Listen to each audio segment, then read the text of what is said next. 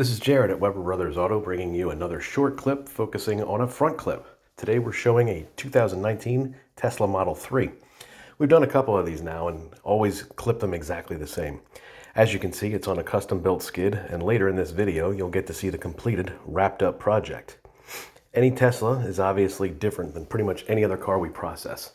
With that said, I hope this video helps showcase what you can expect when ordering one. As with all our clips, I'm positive you'll find plenty of value in buying a whole clip versus trying to piece one together.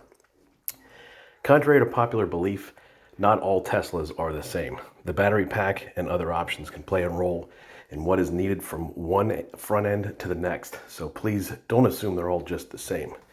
Yours will all arrive just like this one, unless specific requests and additions are tailored to your order.